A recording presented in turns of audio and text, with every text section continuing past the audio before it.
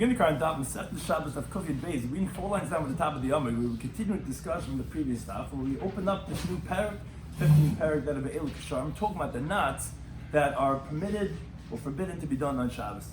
Our Daf is corresponding to Kazakh and Cheskel to any time Daf Achayim. Appreciate everyone who's joining us today. Some of the things we're going to be discussing about today is regarding knots that may not be tied and untied on Shabbos. We have a contradiction regarding if it's Asa B'Daraisa, Asa B'Darabanan. What a person should do when the straps of his shoes tear off on Shabbos. Is he allowed to carry them, or they're considered muktzah?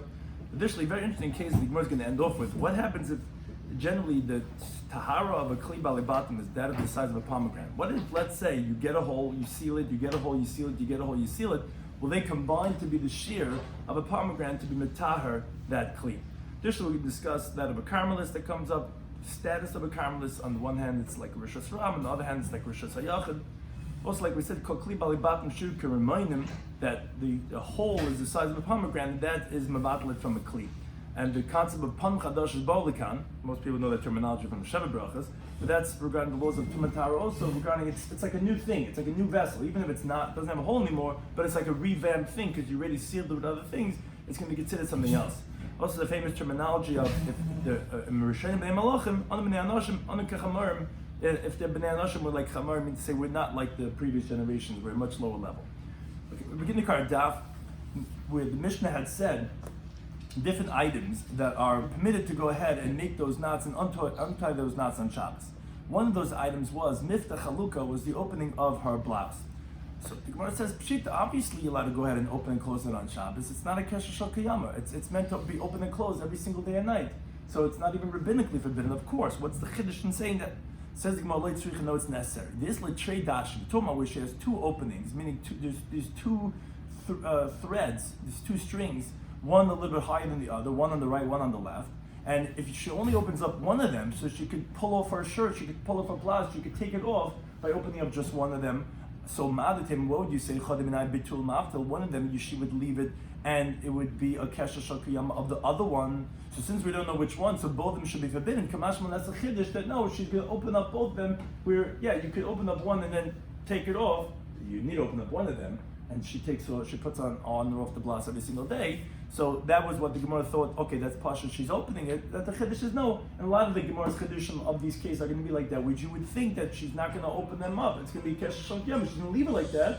That's the chiddush I was saying that no, it's going to be mutlaq gitchil. Similarly, b'chuti svacha, regarding the threads of her hat. So the Gemara pshita, they're also every single day when she the bonnet and she ties it under her chin, you open and close it all the time. So we're talking about the revichalo, we're talking about that she doesn't put it so tightly on her head. Rather, she ties it loosely, where she could take it off her head even when it's tied. Mamatim, what would you say, mishlav shalfalei? She's going to slip it off from her head, and it's going to remain the kesher shel kiyama. So the lazy type of people, you're not going to open and close it, just slip it off and put it back on when you need to. Mashallah, that's what we're telling you. The isha chasal sarah, a woman is concerned about her hair. Maybe if she's going to push it off, she's going to have to take it off when it's a little bit tight. It's going to pull out her hair. And therefore she's not going to do that. But Mr. Shariland, therefore she's going to untie it. And like Rashi says, some of the other cases you could say the same type of answer that we're saying over here, like by the girdle. You could also say that what would you say that maybe she's going to take it off from her, pull it down by her feet and take it off when it's still tied. And Kamashman, that she's not going to do it because of modesty. Again, all these cases the chiddush is that you would have thought that maybe the person would leave it tied and you could take it off and leave the kesher shel kiyama, even though you take it on and put it off every single day. And then we're saying that no, the person's not going to do it, they're going to untie it. They're going to untie it, so there's no reason to say it's even awesome drabanan. It's going to be mutal. Continue with the Mishnah that said, v'ritzuais minul b'sandal. We said that she could tie the straps on her shoes and her sandals. That's also types of knots that you tie and you untie every single day, so there's no reason to even say it's rabbinically forbidden. It's going to be mutal to tie knots on shoes and sandals. Now, Idma, we learned an interesting contradiction. It says regarding hit to ritzuais minul b'sandal. We're going to untying the shoelaces of shoes and sandals. So we have a three-way machlokes. Tanechada, one brayso says chayav chatas. If you untie the shoelaces, you're chayav chatas, meaning issa d'oraisa. Tanechada, another brayso pater b'al asa. You're exempt, but it's rabbinically forbidden. But Tanechada, another brayso mutlaq gitchila. It's actually mutlaq gitchila. So says the Gemara, kasha min al minal. We have a three-way contradiction regarding shoes, and kasha sandal sandal. We have a three-way contradiction regarding sandals. So says the Gemara, actually min al minal like kasha. It's actually not a contradiction, not a difficult, not a machlokes regarding the shoes. Because it depends what the case is, and they all agree with each other. Hadiktan chayiv chatas. The Brisa says that you can be chayiv chatas if you untie those laces. We're talking about the ushkafi. We're talking about by the knot that the shoemakers make. When they're putting in the threads into the shoes, those shoelaces, they tie a knot from inside that you can't take it out, and that's going to stay there forever. You untie that knot, that was the kesher shakayama, that was the isser of mater da'iraisa. So you can be chayav chatas. Pata of Allah, so when do we say that it's exempt but rabbinically forbidden? It's b'dirabbanan. Rabbanan means to say it's the rabbis. When the rabbis, and this is like one of those questions they ask by shidduchim, does he wear slip-ons or does he wear tie shoes? What happens is that sometimes the rabbis, they don't tie their shoelaces so tight, because sometimes they take it off when it's still knotted and they put it on when it's knotted, because maybe they don't want to touch it with their hands and whatever and waste time. So therefore it's not a kesher shel kayama, because when it's muddy, for example, then they do untie it and they tie it very tightly that the mud shouldn't get in and their shoe should come off. So it's somewhere in the middle, meaning it's not going to be a chayiv chatas, because it's not a kesher shel kiyama, but at the same time it's just going to be pata of alasr, because they do sometimes leave it for a long time. So therefore that is in the category of things that are biblically going to be forbidden. And when we say mutter gechila, it's going to be mutter even initially to go ahead and undo it. It's b'nei mechuzah. It's the people of mechuzah who they were very refined and more delicate type of the people, and they would make sure that they would tie the shoelaces just so, and they would tie it very tight, and every evening they would have to take it off. So you don't want to generalize, but the way people usually call, like yaki, that type, you tie it every night, exactly as it's supposed to be, undo it every single night. So that type of shoelace is not even asur l'ketchila, because it's meant to be open and done every single day, and therefore that's mog l'ketchila. So that resolves the contradiction. They're talking about different cases. They're talking about ushkapi, they're talking about rabbanan, they're talking about bnei mechuzah. Says the Gemara, sandal loy kasha, and also it's not a contradiction regarding the sandals. Is the sandals of the Arab merchants. What's so significant about them? The katri ushkafi, their sandals, they have the shoemaker tie the knots in their sandals with a permanent knot. So you untie the knot in the sandals of the Arab merchants, that's going to be matur deraisa, because it was a permanent knot. Patla Allah, so when we say that it's exempt but it's rabbinically forbidden, is b'duchmarta the katri inu. It's talking about the sandals of other people, where their straps are not permanent by a craftsman, by a shoemaker. Rather, they tie the knot themselves, and they tie it and they untie it, and sometimes they leave for a week or two. So again, only of those that you leave for a week or two is like the rabbinically forbidden one, because it's like similar to kesher shel kayama. So that's going to be patra avalasir. And when we say mutter l'ketchila, that you even allowed to initially undo the knot by a sandal, is besandal the nafki bei trei. We're talking about a sandal that two people use to go out with. So each person has to tie the knot according to the size of his foot. So therefore, every day it's being tied and untied, because depending who's using it that day of the family is going out to use the sandal, he's going to have to make it according to his size. So therefore, that's mutter l'ketchila, because that's not meant to be stayed even for more than a few hours. Whoever's using it that day is going to tie it accordingly. As the Gemara says, Rabbi Yehuda, like was by Rabbi Yehuda. These knots we're talking about double knots, or these are not? These are bow ties. Right. So these are regular knots, and they talk about regarding shoes, regarding which we do a knot on top, a bow on top of that. It's machlekes Ramon and Machaber. But these are regular knots, and the knots they stay. The knots remain. So as long as you open it that day, you can do a double knot according to this? Based on what the Gemara is talking about, these things are not meant to stay, that would be permitted, because it's not considered kesher shel kayama. Based on what the Gemara is talking about. I mean, the fact that it's double doesn't make it automatically into a kesher shel kayama. Right.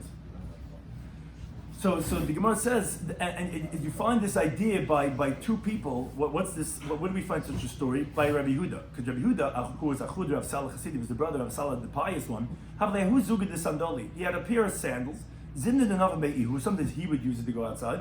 Zim nothing be'inu, because sometimes his child would use it to go outside. So also come in Abaye, come from Abaye. Amalei said to Abaye, Kahai Gavna. Such a case where I'm untying these knots right now of the sandal on Shabbos, and my son's about to use it, he's going to tie a knot in it. On Shabbos, what's the halacha? So Amalei says, Chayav Chatas. What do you mean, Chayav Chatas? You're taking a knot, you're undoing it, your son is making a knot, so you're both going to be under deraisa for doing this knot in the sandals on Shabbos. So Amalei, so he said to Abaye, whoa, wait a second. Hashta right now, Patav Alasa Kakashi, my whole question was, I don't even know why it would be even Asr Midrabanan. Chayav Chatas Kamalei, you tell me that you can be Chayav Chatas? Why do you be Chayav Chatas? So now Abaye said to him, my time, what do you mean? What's your reasoning? Well, what's your difficulty? Why shouldn't be chayv chatas? You're undoing a knot and he's making a knot.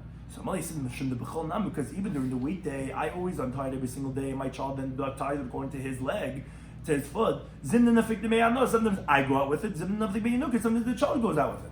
Abai says, if that's the case, you're right. Then you're initially allowed to go ahead and untie and tie this knot, because originally Abai thought that they don't usually do that. And this was like a shoemaker type of a knot, which is usually meant to be permanent. But they would make the knot and undo the knot every single day, a few times a day. If that's the case, then it's going to be even mutter l'ketchila. Now the Gemara brings an interesting contrast related to this idea about the undoing the shoelaces. Rabbi Yirmi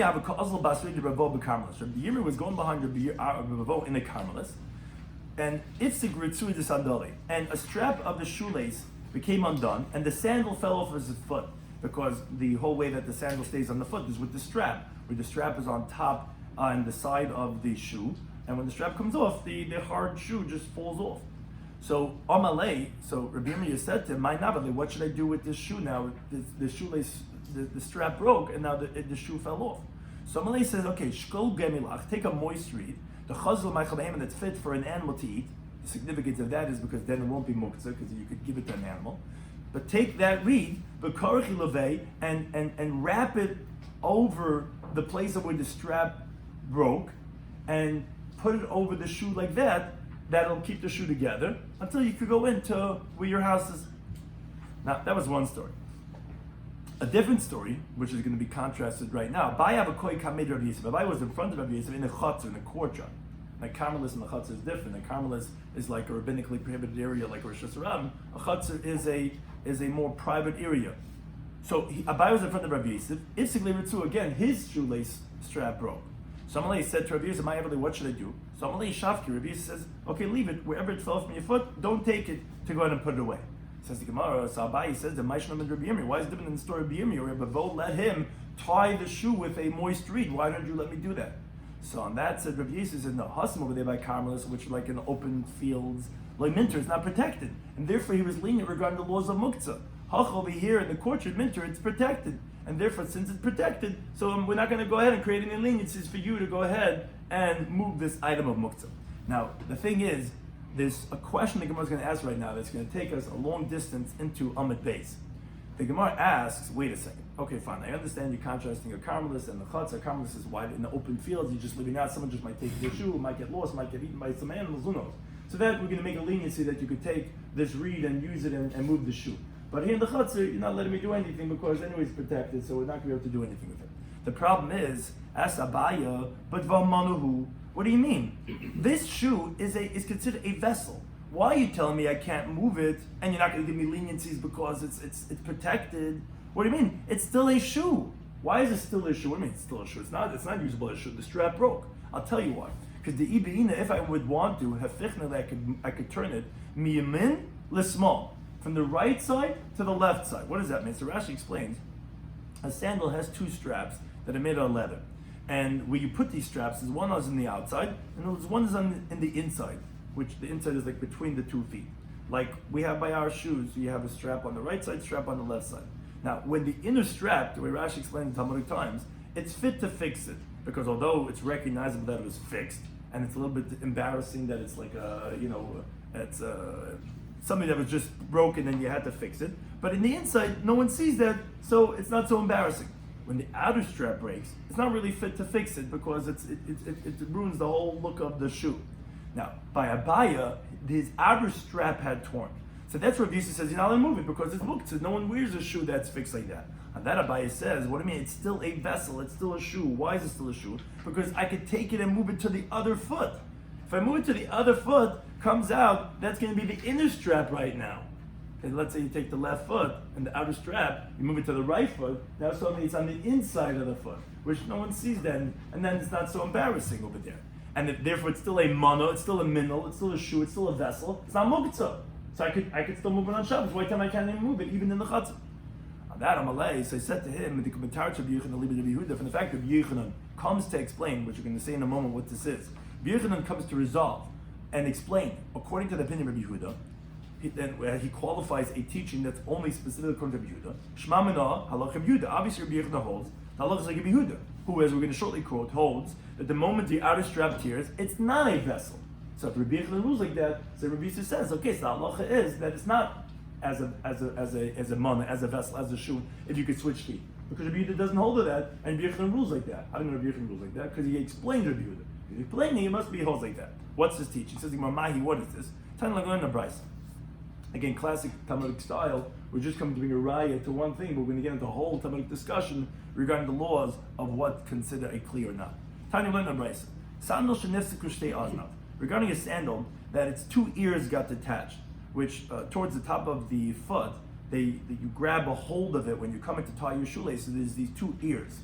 Oh, and let's say those two got detached. Or the two strap holders, which is where you put the straps into the shoe. That's where you start tying it around. These two strap holders on either side.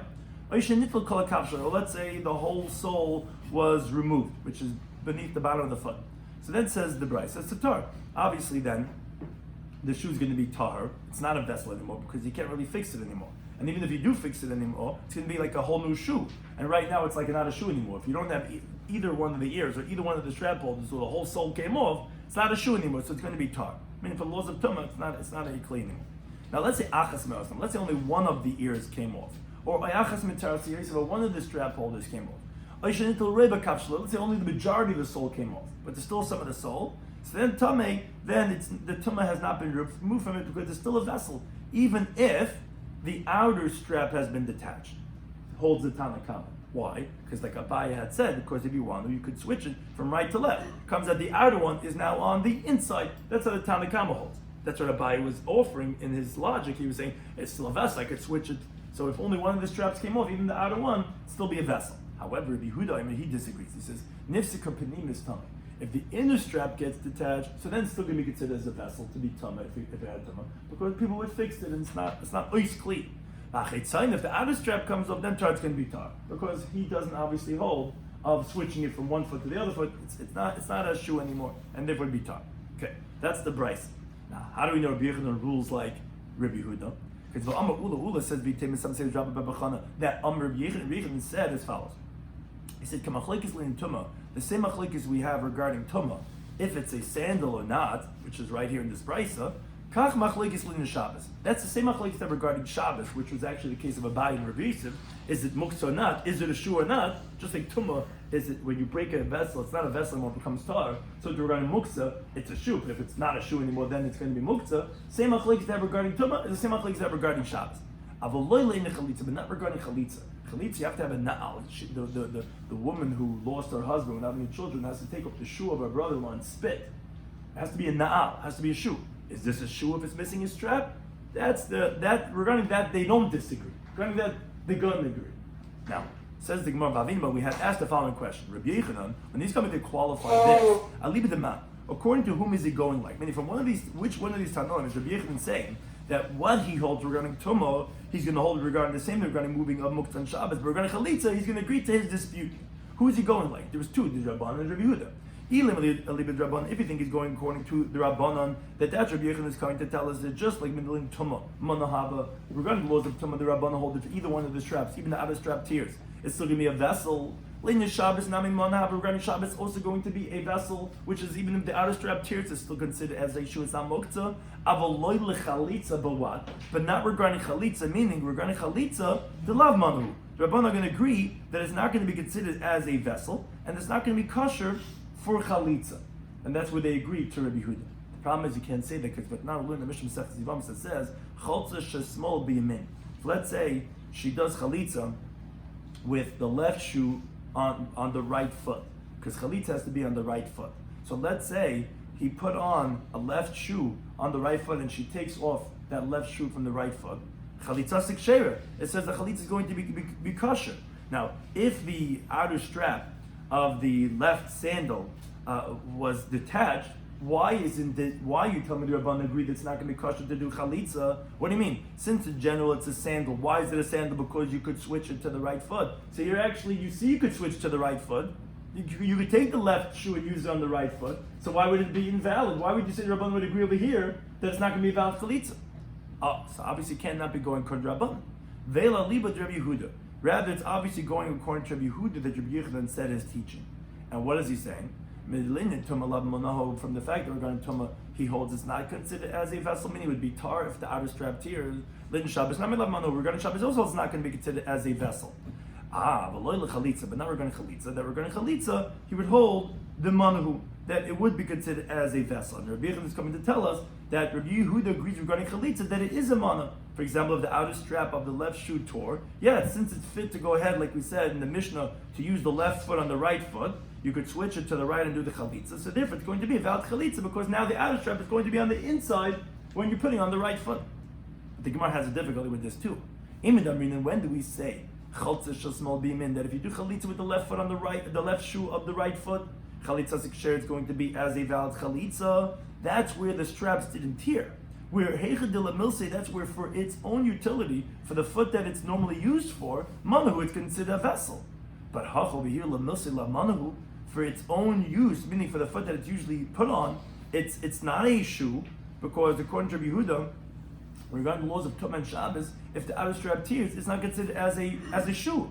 Because the Amr Reader says nifseka chitzon, if the outer strap tears, tar can be tar. Amalab mano, obviously it's not a vessel, so you can't say that, since you can move it from the left foot to the right foot, so it's going to be usable, so here also it's going to be from the outside and the inside, because you hold in the context that it's normally used for the left foot, which is what type of shoe it is. It's not a mana. How could you say that would be the same thing, that taking from the left foot, the left shoe for the right foot would be good? Yeah, you could take the left shoe, but when it's a shoe, it's not a left shoe anymore, because you hold an outer strap tears, it's not a shoe. So how could you say that would be valid? So the Gemara says, you're right. And places around Rashi are busy to explain why we have to say this, that Rabbi Yehuda is saying in Rabbi Yehuda, for anyways amending the version. But that's what the Gemara says, like we're saying, that Rabbi Yehuda is coming to qualify Rabbi Yehuda's teaching, and aim to say v'chein lechalitza, and say that it's also by chalitza. Meaning, this we're coming to say, when this that we say that if you do chalitza with the left shoe on the right foot, it's going to be valid chalitza, that's where it's continued to be based, the lamilse manu, that for its own purposes it is considered a vessel. And that's only if the outer strap didn't tear. But if you're here for its own right, it's not considered as a manu, not considered as a vessel, and therefore that's the chiddush that we're coming to say, that yes, just like they disagree regarding Shabbos, regarding Tumah, is the same machlokes they have regarding Shabbos, and the same machlokes you can have regarding Chalitza. Rabbi Yehuda holds in all of them, if the outer strap tears, it's not going to be considered as a vessel. Now, what do we see? Rabbi Yehuda's teaching was going in who? Was going in Rabbi Yehuda, which is that if the outer strap tears, it's not a shoe anymore. That's what Rabbi Yosef told him. He says, no, you can't move it. Even they have a good svara, say, I could take the right shoe, I could take my left shoe and put it on my right foot, and then the outer strap becomes the inner strap, and then it's still fixable, and it shouldn't be muktzah. He says, no, we don't rule like that. We rule like Rabbi Yehuda. How do you rule like Rabbi Yehuda? Because Rabbi Yehuda was saying the interpretation, in Rabbi Yehuda's opinion, to qualify that he holds the same thing by Tumah and Shabbos and Chalitza. If he's explaining him, must mean he holds like him, and therefore we rule that it's not valid idea to move it from one to the next, and never it's going to be muktzah. But now the Gemara continues on this thing and says, wait a second. Does Rabbi Yehuda really say this? That the halach is like Rabbi Yehuda, that if let's say the outer strap tears, it's not going to be considered as a shoe anymore? So you see where we just went, just to remember Talmudic style. We had a story regarding a strap tearing by Abaye, comparing it with the Carmelist. The Carmelist, he let him move it. The Chatzar, he didn't let him move it. He said, well, it's not less a Chatzar than a Carmelist, it's even more lenient. He says, yes, but then we made a leniency, here we didn't. He says, okay, but why is it muktzah at all? It's still a mana, I can move it from the left foot to the right foot. He says, no, you don't rule, you rule like Rabbi Yehuda. How do we know? Because Rabbi Yehuda rules like him regarding, he comes to explain him. Now the Gemara is asking on that. Once we introduce Rabbi Yehuda on that, he says, Allah is like Rabbi Yehuda. The Gemara says, does he really say this? Allah is like Rabbi Yehuda, if the outer strap tears, that it's going to be muktzah? But Rabbi Yehuda says, halachic stam mishnah. Halacha is like a regular mishnah. Now, meaning when you have an anonymous mishnah, Rabbi Yehuda says halacha falls like that mishnah. Now it's not. We have a mishnah that says sandal regarding a sandal. If let's say it was of a zav. Now a zav, anything that he sits on, he stands on, he puts his weight on, it becomes tummy measures. Becomes an alba tumah of the weight of a zav. So you have this sandal that has tumah measures. If one of the straps tear, the tiknan, he fixes it. So tummy measures. It's still going to be tummy. Measures means it's not going to be purified from its tumah. It's still considered an tumah because one strap tore, it doesn't become ice shoe. It's still a regular sandal. Now, many say not to have the gears over here, but it's part of that Mishnah. Let's say the second strap tears, and then you fix it. So tar tummy measures, then it's going to be tar from having the tumah measures. because it's not a shoe anymore, as Rashi is going to shortly explain. But it's still going to have the tumah of touching a medrash, because the shoe that you have touched the original shoe, which is not a shoe anymore, and therefore it has the tumah of touching a medrash. But be that as it may, says the Gemara like this: my love isn't it telling us when it tells us that it doesn't tell you which. It tells the first case was of a sandal that one of the ears tore. It doesn't say which one, but it says it's going to still have tumah medrash. Obviously, it doesn't differentiate between if it's the inner strap or the outer strap, which is even if it's the outer strap, the Mishnah is still telling us it's going to be tamei. Why? Obviously, because it's fit to go ahead and switch it from one foot to the next foot. Now, Rashi just points out that even though that would be the same even if you don't fix that strap, because obviously if it got torn, the tumah would get removed, it wouldn't help to fix the strap. Rashi explains that the reason why we talk about the case of fixing the strap is because of the sefer, the Sefer Chiddush. That even though you fix the first strap, if the second strap tears, it's going to be tar for medrash, as we're going to shortly see in the Gemara later on regarding Palm Chadashas. But one thing is, you see that the anonymous Mishnah is like Rabbanan. The Mishnah is saying if one of the straps tear, it's still going to have tumah medrash, because it's still a shoe. That's like the Rabbanan, because you're not differentiating between the inner strap or the outer strap. But Rabbi Yechon is like Stam Mishnah, so obviously it's like Rabbanan. Sakri Salach is like Rabbi Yehuda. So no, the Mishnah is talking about Pnimis Dafka. When it says one of the straps tore, it's talking about specifically the inner strap. The inner strap, everyone agrees you can still fix it, and therefore it's going to be tummy. So that could be like Rabbi Yehuda. So wait a second. What's Allah with the outer strap? You're going to tell me that tar would be tar? So if that's the case, then you can find me a case of the strap tearing. One strap tearing. There'd be tar, Shadatani, instead of the Sefer, the Mishnah teaching like we quote in the parentheses of the Gemara. Nifsika Shniya, if the second strap tears, even if the tikna you go and you fix it, tar minam medrash, it's not going to have the tumah medrash anymore, because once both straps tore, it's not a sandal anymore. Abel tumah maga medrash, but it's just going to have the tumah of touching a medrash, which is interesting. The way Rashi explains, meaning it's not going to be an avatum anymore of a medrash. Medrash is whatever the zav sits on or puts his weight on, that becomes like an avatum like himself. Unique halacha regarding medrash. The sandal is going to be now a rishon tumah, because ultimately the sandal is still a kli, because it's still fit to use as a sandal, because you fixed the first strap. Now, although it is fit for medrash to be used to use as a shoe, but that would be if, let's say, a zav uses the shoe from here on. But from the original tumah medrash that it had on it, it's going to be tar from that, as Gemara says later on, because pan chadash is bolikan. Meaning, the whole halacha that it has a halacha like a shoe, that it had when it was originally kabbalah tumah, it got removed once both straps tore. Once both straps tore, it wasn't a shoe at all. Now, but still, it's telling us now that it's a vessel, it's going to be a rishon tumah because it's touching itself. When there was an ava tumah, as long as it's a kli, it's fit to be kabbalah tumah, and therefore not tar from the tumah of maga. That's a unique halacha, an interesting halacha. But basically, the Gemara's question is like this: why are you telling me that if the second strap tears, that and you're talking about both straps tearing, then it's going to be tar from the tumah of medrash? But if you're telling me both straps are tearing, obviously you're telling me that the outer strap is tearing too, because you said if one strap tears, which you explained to me was the inner strap. If that tears, that okay, it's still going to be tummy, because the inner strap tore, it doesn't make it oishu. People, when you have the inner strap tore, you can still use it. The outer strap is the one that we're discussing. So you're telling me both straps tear, then it's going to be tar. What? Why are you picking both straps? Niflik b'dida. Why don't you just say the outer strap itself, it's going to be tar from medrash? And you don't have to say both. Say by medrash, and when do we say this halacha, if one strap tears, it's going to be tamei? It's a nifsika p'nimis if the inner strap tears, because that, it's still a shoe. But if only the outer strap tears, it's going to be tar. Why tell me both tearing? Just say the outer one, because you're telling me that the Mishnah is like Rabbi Yehuda, holds if just the outer one tears, it's going to be tar. So Amar Yitzchak ben Yetzer, he says a very interesting interpretation. He says, Tamish Nasenim, this Mishnah in Masechtas Kelim regarding the medrash, which was saying that it's only if both straps tear that's going to be tar, you have to explain it. It's talking about Besandal Shishla Arba Aznayin, the Arba Tasi Yosim. You have to say that there's 4 ears and that there's 4 strap holders. Meaning, that you're saying that it's both, that tore is both outer ones. It really is like Rabbi Yehuda. And you're right, it's enough if the outer straps tear without the inner straps to make that it's tar. And that's actually what the Mishnah is coming to say. So why is the Mishnah saying both? It means that you have like those really heavy duty shoes where you have 2 on the outside and 2 on the inside. So when you're saying the 2 of them tore, it doesn't mean one of the inner, one of the outer one. Because you're right, according to Yehuda, it's enough if just the outer one tears.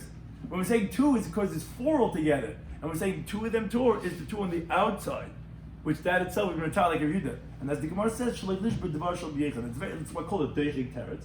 But we don't want to break the words of Rabbi Yochanan that he said Allah is like Rabbi Yehuda. If he says Allah is Rabbi Yehuda, but you have an anonymous Mishnah saying not like that, so we have to say as Adoichik test to say that what do we mean both them tearing are both outer ones, because that's all you need according to Rabbi Yehuda to make it ice kli if it's the outer ones. Now, however, the Gemara actually says Kiyas Rav and Amar Rav Chanan Bar Abba Amar Rav. He says halach is for Rabbi Yehuda. Rav rules halach like Rabbi Yehuda. Rabbi Yochanan Amar in halach Rabbi Yehuda. Halach is not like Rabbi Yehuda. He says, well, wait a second. Rabbi Yochanan really say halach is not like Rabbi Yehuda, but from the Matach Rabbi Yochanan Rabbi Yehuda, in fact, Rabbi Yochanan says, and this was the whole Gemara that started all on Laman Aleph. In fact, Rabbi Yochanan says his interpretation in that halacha like Rabbi Yehuda, Shema like Rabbi Yehuda is really obviously like Rabbi Yehuda because he says just like he disagrees regarding Tumah, he has regarding Shabbos, regarding Chalitza. He explains in Rabbi Yehuda. Obviously, he holds like him. How can you say he does not hold like him? According to Rabbi Yochanan. Yes, Rav Bachana had said what we said in Laman Aleph. But this teaching was Rabban saying, and if it's actually a Machlekes Amaram, what is it Rabbi Yochanan that he held? That's where this part of the Gemara's discussion ends. Now the Gemara is going to introduce a halacha that's going to bring back in what we just said before regarding the sandal. It says the Gemara, it's not awesome. Over there in that Mishnah, we learned over there in Masechtas Kalim. It says, Kol Kli Bali Batim. All the vessels of a homeowner, which in that Mishnah in Kalim is talking about regarding a wooden vessel. The halacha is shiur and kirimayim. The halacha, the measurement of nullifying it from a vessel to be mitarik from its tumah, is the size of a pomegranate. Meaning, if you have a hole the size less than a pomegranate, so you're not going to want to waste it. You'll be able to use it for some other thing. But when it has the hole of a pomegranate, in the garbage. That asking about the following halacha.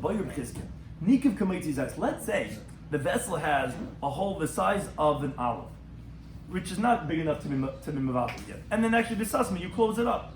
Then it gets right next to it. Again, it gets a hole the size of an olive, and b'sasmi you close it up. And this happens again and again. Until this whole area that was closed up completes l'maitzirim. It has the size of a pomegranate. Now, what's the halacha? Would we say that it already has enough of the old that was ruined, that's the size of a pomegranate, it wouldn't be a vessel? Or would you say that no, it's closed up, and every time you had the hole, you close it up, and if it never had the hole of pomegranate one time, to move out from a kli? So that was Rav Chizki's question. On that, Rabbi Yochanan said to Rebbe, our teacher Shanisla, and you taught us this halacha that we just taught previously. Sandal shenifsika achas ma'azabatikna. If let's say one of the sandals got torn, and then you fixed it. So tell me, Medrash, we said, okay, we explained according to Rabbi Yehuda, this told the inner strap, but it's only one strap. It's still going to be tummy. But nifsika shnibatikna, but he said both straps here, and then you fix it. Tum and the medrash, not going to have tum of medrash anymore. Although a zav had stepped on it and used his body weight to go on it, and the hat tum of medrash, it's not going to have it anymore. Of a tum of medrash, but it's going to have a tum of touching medrash, because the shoe that the new straps are attached to had been that shoe. There was medrash, and they're touching that shoe, and therefore it touched the medrash, but it's not going to be medrash anymore. Now, we told you, Rabbi Maishna Rishayna, what's the difference when the first strap tears? There's still going to be a medrash, don't kai mishni, because you still have the second strap. So shnei nami misakna rishayna. When the second strap tears, you already fixed the first strap, so you also have two straps. So why is it not being a minel anymore? Why are you saying there's not going to come a medrash? Who cares that both straps tore? When the second strap tears, you already fixed the first strap. So why, if both straps tears, not going to have come a medrash anymore? You told us the following words: Panim chadash is bolakam. A new face has come over here, which is, from when it had the tumas of medrash, it got totally revamped. It's not the original one anymore, because it already got ruined the amount of nullifying from a shoe, where both original straps are not here anymore. So therefore, even though you have a new strap by the time the second one comes, but it's not that old one that became tummy. Therefore, it's not going to have tumas of medrash anymore. So Achanami says Rabbi Yochanan here also, Pan Chadash is Bolakan. Although you're right, hole fixed, hole fixed, hole fixed, hole fixed, but it's not the original vessel anymore, and therefore it's going to be tahar, because it has the hole the size of a pomegranate. So Kari Alei, so he recited on him these words. Less than Barnash, he's not a human being, rather he's an angel. Wow, the way he's such a Talmud Chacham. Ikudami, the others would say, Kugun de Barnash. No, this is like what a man is. He's a real man. Which actually, similarly, the Gemara says regarding who's considered a man, who's considered a high stature person. I'm Zera, I'm a Rabbi Bar Zimuna. He says, Im Rishonim B'nei Malachim. If the original generations were the sons of angels, Anu B'nei Anashim were the sons of men. The original ones were like people, human beings. We're like donkeys. And we're not talking about like the famous donkeys of Pinchas Ben Yair, which is brought in the Chum of Zayin Manal, Reb Chanina, and the signs of Chavdal Manal, that they were donkeys that they didn't eat anything that wasn't kosher or whatever. Ella Kesharcham, and we're like other donkeys, we'd say like, yeah, we're not like the previous generations, but look at Rabbi Yochanan, what a chap that he has, what an einfall that he had, that he chapped it to compare it to that halacha and say yes, that the halacha is going to be that's going to be tar. Now we just continue with the halachas of the Mishnah that said other cases that are mutalik to tie and untie those knots on Shabbos, and we say what the chiddush in that is. Says the Mishnah, in flasks of wine and oil, you're allowed to tie those on Shabbos. Says, obviously, you're always tying, untying, you put it in the fridge, you take it out, you always, it's mutalik etchila. Says, it's necessary to islay tartiglini. We're talking about where there's two ears. And again, they all have a very similar chiddush, where you take the top, the ears, and you fold it inside. Now, with one of them untying, you could take out the wine. So what would you say? But the other one you're going to nullify and you're going to keep it there forever, and that's going to be Keshet Yama. That's what we're saying, that no, you're going to untie both of them, and it's not like a chila. So the Mishnah said, a pot of meat that you're allowed to tie it on Shabbos. Says, obviously, the meat you're taking out for breakfast, lunch, supper, you're tying, untying. So of course it's mutter. So it's necessary to shlacha as a spout. You would think that the knot that you tie on the top, that you're going to leave it over there, and what you're going to take it from the spout. That no, you open up the top too, and therefore you're always tying and untying, and therefore it's mutlak etchila. So the Mishnah ended off by saying, he says you could tie ropes in front of an animal to make sure it doesn't leave. So obviously you're always tying, untying to let it come in and out. So no, it's necessary to islay tarti isari. So there's two interpretations of Rashi. Either means to say that there's two ropes, where you're tying in the width of the opening one higher than the other, or another interpretation is where today you tied on the two sides of the opening, which wasn't there before on the Erev Shabbos, you tied two knots, meaning this one rope on either side. But either way, says the Gemara Matim, what he says, one of the tops, one of the ends, or one of the ropes, you're going to nullify it, and when you take it to the animal, you're only going to undo the lower one, but you're going to push it out through, and you're going to keep the upper rope over there. Kamash Shalom, that's the chiddush they're coming to tell you, that no, you're going to undo both of them, and therefore it's mutter to make and undo these knots on Shabbos. The Gemara ends off by saying, like this last part of the Mishnah, which he says you could tie these knots in front of the animal on Shabbos because it's always tying and untying. It's not a kesher shagima at all. Abai says, halacha is like him. Machal de pligi, would you tell me that the Rabbanan disagree? Why would they disagree? It's just like all the other cases which we said, since you're always tying and untying, it would be mutlak etchila. Amalei says, my nafkalach. Okay, so what's the difference? So for sure, then everyone holds like that. And Amalei said to him, Gemara, I should just learn Gemara today. It should be like a song. I want to understand. How is halacha machal de pligi? And you're right, no one's disagreeing. Some of these we spoke about today's Daf and Shabbos Daf Kufiyud Beis was we spoke about the halacha of the Mishnah, the chiddush of Mitzvah Chalukah, the opening of her blouse, that she could open and tie the whole Shabbos. Yeah, the chiddush is because there's actually two straps. And you would say that one of them she would leave over there and take off her shirt, take off her blouse by only undoing one of them. That no, she ties and unties both, and therefore it's mutlak etchila. Also, we said in the Mishnah these straps to the hat. We said, what's the chiddush? Of course, you have to untie and tie the whole tie. No, because there's actually a lot of space. What would you say? She would try to slip it off. No, a woman is concerned about her hair. She doesn't want to ruin her hair. It's a frizzy day. It's humid outside. She's all concerned. So she's going to open it up, and therefore there's no concern about that, and therefore it's mutlak etchila. So we said in the Mishnah regarding the straps of the shoes and the laces, we had three different brises that regarding untying it.